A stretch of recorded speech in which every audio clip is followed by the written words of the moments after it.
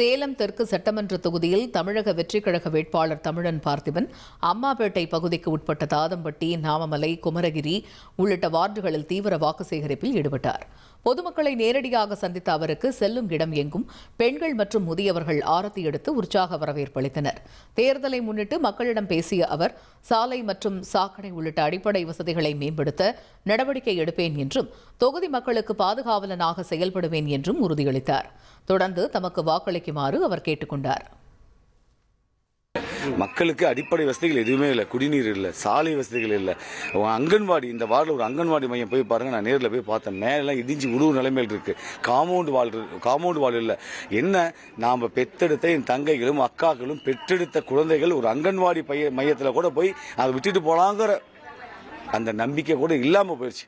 தொட்டில் முதல் சுடுகாடு வரை பெண்களுக்கு பாதுகாப்பே இல்லை. எல்லா பெண்களும் சொல்றாங்க, பயமா இருக்கு, இந்த ரோட்ல நடக்கிறது பயமா இருக்கு, குடிச்சிட்டு பிரச்சனை பண்றாங்க, இவ்வளவு பிரச்சனை இருக்கு. காவல்துறை மட்டும் என்ன பண்ணும்? பொதுமக்களே முன் வர வேண்டும். ட்ரெண்ட ஃப்ரெண்ட் ஆக்கிக்கோங்க. தந்தி டிவியின் சப்ஸ்கிரைபர்ஸ் அண்ட் ஃபாலோவர்ஸ் குடும்பத்துல நீங்களும் இணையுங்க.